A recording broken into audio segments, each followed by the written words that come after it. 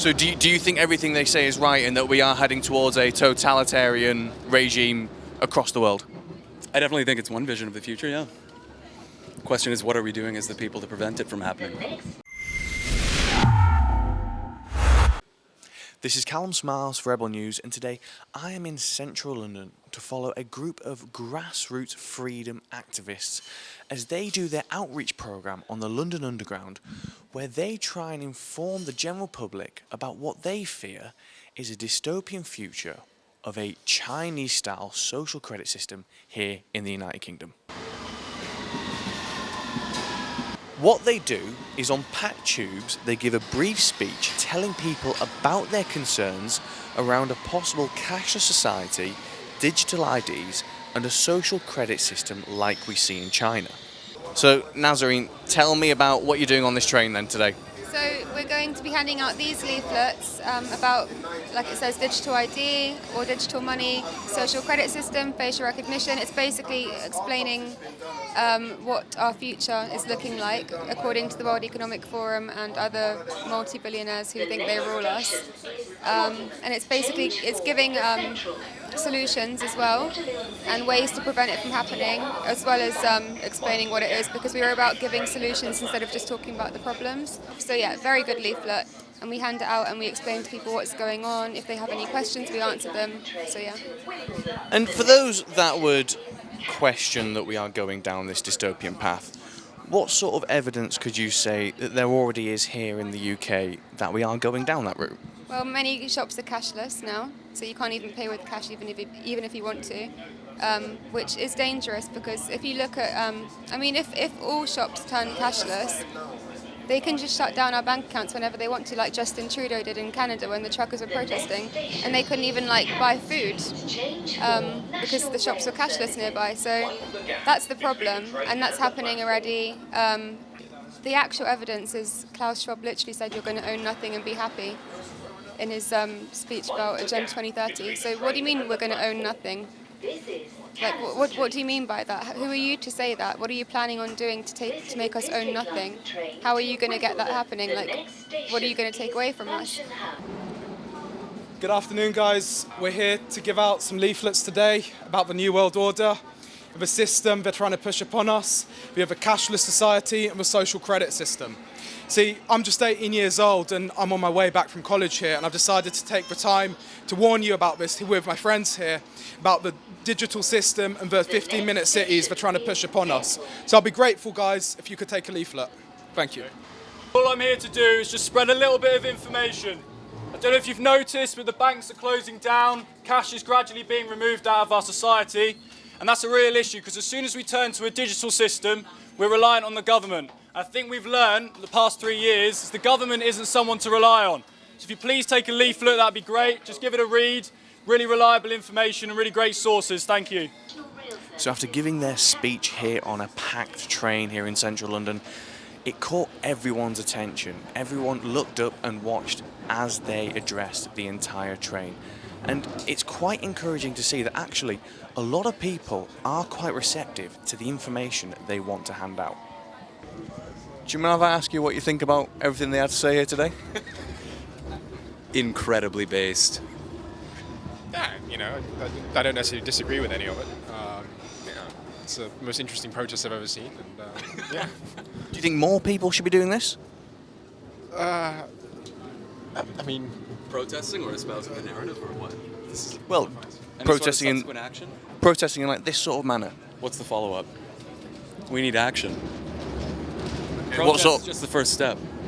So do you think everything they say is right and that we are heading towards a totalitarian regime across the world? I definitely think it's one vision of the future, yeah. The question is, what are we doing as the people to prevent it from happening? Sorry to disturb you. This is quite an important message. So the New World Order is descending upon us. I don't know if you've heard, but the World Economic Forum is saying that by 2030 we're going to own nothing and be happy. That's Klaus Schwab's quote. I'm literally quoting him. Klaus Schwab said, by 2030 we're going to own nothing and be happy. So yeah, he has a lot of power. He is the leader of the World Economic Forum, and if he's saying this, I think you should take it seriously. As well as this, the 15-minute cities are being implemented as well in Oxford. They're trialling them. And that basically means that they are going to be able to control how often you use your cars and basically where you can drive them as well. So that's quite dangerous. Do you mind if I ask you what you thought about all that? I think it's great. You guys should continue. Yeah, it's terrible that they're taking the cash out of the system. It's controlled. It really is just controlled. So keep going. And do you think this is going to escalate further? I don't know. I think people are just, closed up in their lives and don't really want to take action, unfortunately. Yeah. Thank you for your time. So as we move further and further down the train, people are actually very receptive to everything they have to say. Everyone stops what they're doing and they actually listen to everything they say. And the majority of people are taking a leaflet and are giving it a good read. I know we're stuck in the train right now, and I know a lot of people just want to get home, but just quickly, we just come to give you some leaflet. It's about the social credit system that they bring into the UK, a cashless society. We've been speaking about this for 3 years. If you guys can take some leaflet, it's about the Chinese social credit system, and just there's a lot of sources on there where you guys can do your own due diligence. Me coming to speak in a train, a crowded train, you know what I mean? It's kind of like, what the hell is this guy doing, in a pandemic, in the middle of a pandemic? So, yeah, obviously the reception now is different. A lot of people taking the leaflets now. Most of the people taking the leaflets now. But before, we didn't have a lot of people taking the leaflet. But what was more powerful back then was that everybody grabbed their phone back then and start recording us. And this is how everything went viral all over the world. But nowadays, a lot of people are not really grabbing the leaflet because everything is calm now.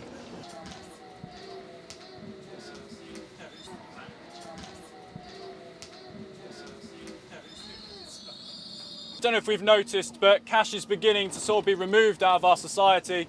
As soon as we remove cash, we're relying on a digital system.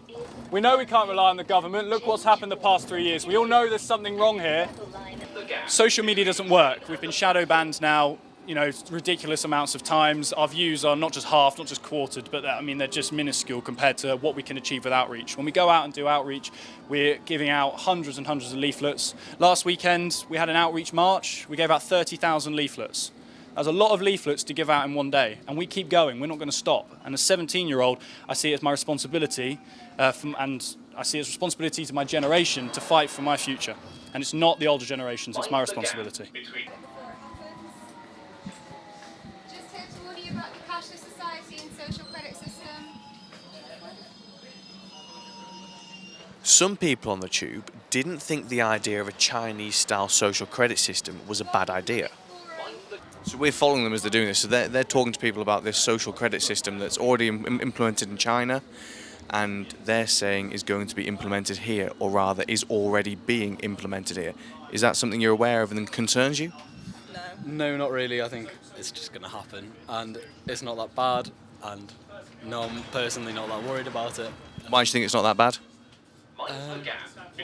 Because if they think it's any worse than it already is now, then, I don't know. If the government want to know stuff about you, they already know it. I think it's, you're fooling yourself to think you have any choice anyway.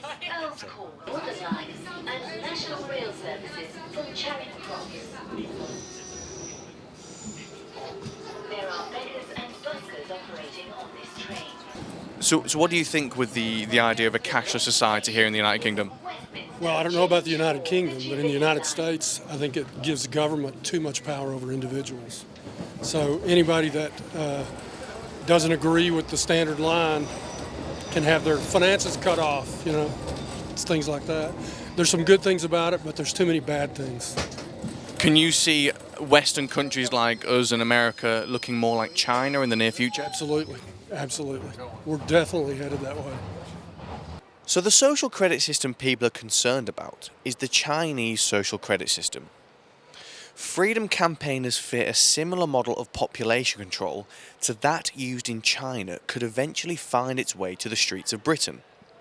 So what is the Chinese social credit system?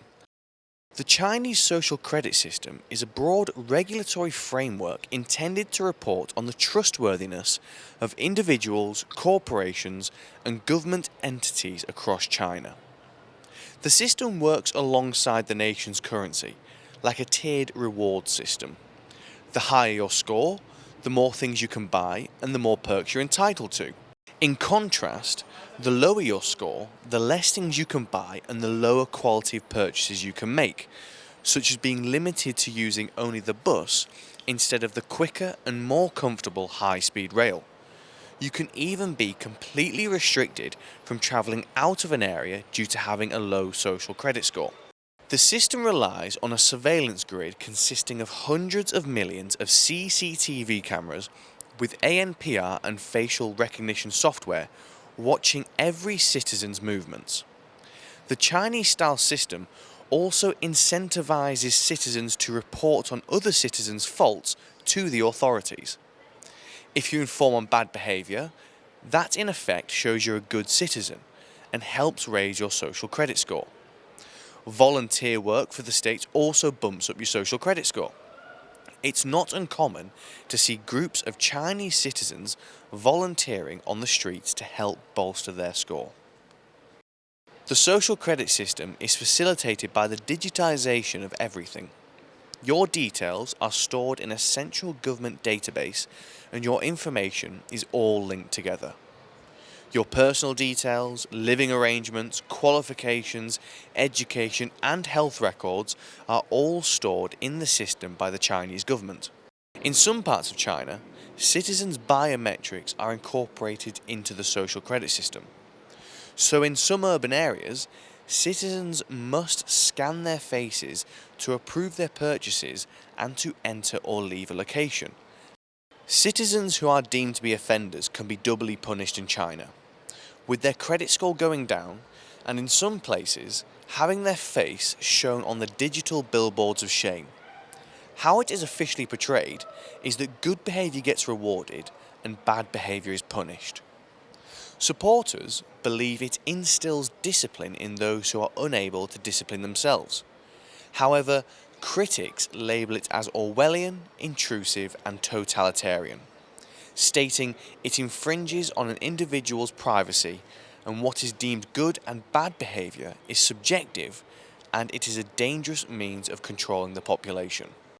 So why does this concern those in the UK and other Western countries? Because with the impending end of cash, an increased push to digitise everything, and the government's enthusiasm to create 15-minute cities, these are all suspiciously like what's happening in China. UK freedom campaigners would say the UK is building a framework for a social credit system already. Look at all the cameras in self-checkouts, and of course the increasing amounts of restrictions being placed on Brits, which some would argue are intended to limit people's freedom of movement. Top that off with increasing online censorship and a government who cares little for open debate or dialogue, and you've got a recipe for disaster. So it's been a really interesting evening here in central London, following a more old-fashioned style of public outreach. But more encouragingly was just how well received it was. Those on the train, by and large, actually wanted to listen to what Nazarene and the group had to say, and they also wanted to read what they had on the flyers. So this has been Callum Smiles in central London for Rebel News, and I'll see you next time.